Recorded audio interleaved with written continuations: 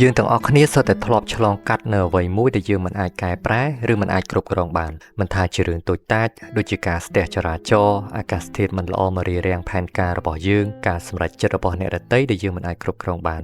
ឬអាចជារឿងធំៗផ្សេងទៀតដែលកើតឡើងជាក់ស្ដែងដូចជា Dale Carnegie បានចែករំលែករឿងរបស់គាត់ផងដែរនៅក្នុងមេរៀននេះកាលពីក្មេងគាត់ធ្លាប់ជួបឧបទ្ទវហេតុដែលធ្វើឲ្យគាត់របូតដាច់ចង្អុលដៃប៉ុន្តែគាត់នៅតែអាចទទួលយកវាបានដំបូន្មានរបស់គាត់នៅក្នុងមេរៀននេះគឺកុំខ្ជះខ្ជាយថាមពលរបស់យើងទៅលើអ្វីដែលមិនអាចជៀសបាន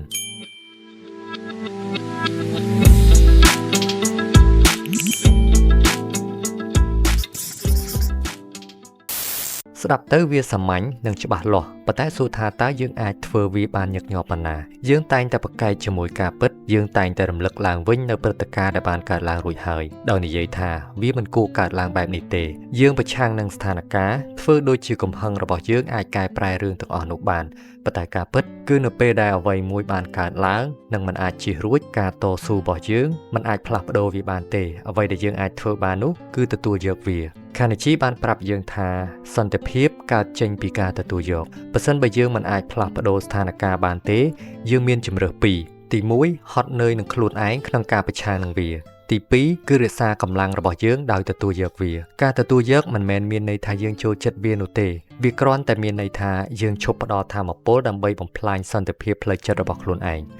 យើងសាកស្រមៃមើលថាយើងកំពុងនៅលើជើងហោះហើរមួយដែលពន្យាពេលរហូតដល់ទៅ3ម៉ោងយើងអាចញាប់ញ័រត្អូញត្អែទៅកាន់បុគ្គលិកទាញទូរស័ព្ទដោយកំហឹងប៉ុន្តែយន្តហោះនៅតែមិនអាចចាក់ចេញលឿនជាងនេះបាន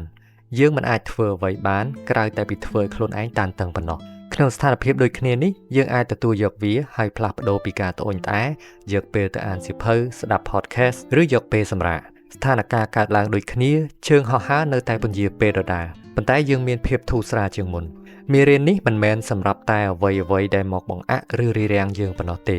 យើងអាចអនុវត្តវាទៅលើរឿងផ្សេងៗទៀតនៅក្នុងជីវិតដូចជារឿងអាក្រក់ផ្សេងៗដែលបានកើតឡើងចំពោះយើងរួចហើយ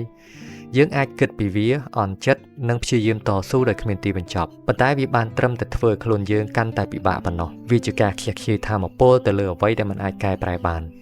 យើងជាច្រើនយល់ថាការទទួលយកស្មើនឹងការបោះបង់យើងគិតថាបើសិនបើខ្ញុំទទួលយកវាមានន័យថាខ្ញុំចាញ់ហើយប៉ុន្តែនោះមិនមែនជាការពិតទេការទទួលយកមិនមែនមានន័យថាចោះចាញ់នោះទេវាជាការយកឈ្នះទៅលើស្ថានភាពអាក្រក់ទាំងនោះហើយយកថាមពលរបស់យើងផ្ដោតទៅលើអ្វីដែលយើងអាចគ្រប់គ្រងបាន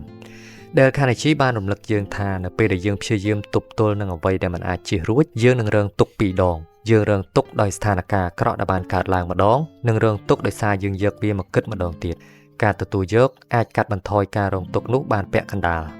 ដូច្នេះនៅពេលដែលយើងជួបបញ្ហាចូលសួរខ្លួនឯងថាតើរឿងនេះស្ថិតនៅក្រោមការគ្រប់គ្រងរបស់ខ្ញុំឬអត់បើសិនបើចម្លើយគឺអត់ទេចូលរំលឹកខ្លួនឯងថាការទប់ទល់នឹងវាគឺគ្រាន់តែជាការខ្ជះខ្ជាយថាមពលខ្លួនឯងប៉ុណ្ណោះបន្ទាប់មកផ្លាស់ប្ដូរការផ្ដោតអារម្មណ៍របស់យើងទៅលើអ្វីដែលយើងអាចគ្រប់គ្រងបាន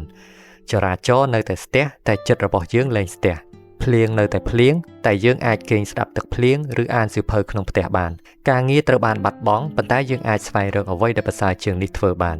នេះជាមេរៀនសំខាន់ដែលយើងត្រូវចងចាំទី1ទទួលយកការពិតដែលមិនអាចជៀសបានទី2បង្វែរថាមពលឆ្ពោះទៅរកអ្វីដែលយើងអាចគ្រប់គ្រងបានឬគិតពីជំហានបន្ទាប់ជីវិតពោពេញដោយអ្វីដែលយើងមិនអាចផ្លាស់ប្ដូរបានដូចជាការបរាជ័យការបាត់បង់ការខកចិត្តប៉ុន្តែការខ្ជះខ្ជាយថាមពលទៅលើអ្វីដែលមិនអាចជៀសបានត្រឹមតែបន្ថែមការឈឺចាប់ប៉ុណ្ណោះការទទួលយកអ្វីដែលមិនអាចផ្លាស់ប្ដូរបានគឺជាជម្រើសដ៏ប្រសើរមួយក្នុងចំណោមជម្រើសផ្សេងទៀតដែលយើងអាចធ្វើបានដូច្នេះពេលដែលយើងត្រូវប្រឈមជាមួយនឹងបញ្ហាមិនល្អដែលបានកើតឡើងរួចហើយសូមផ្អាកហើយសួរខ្លួនឯងថាតើខ្ញុំអាចផ្លាស់ប្ដូរវាបានដែរទេ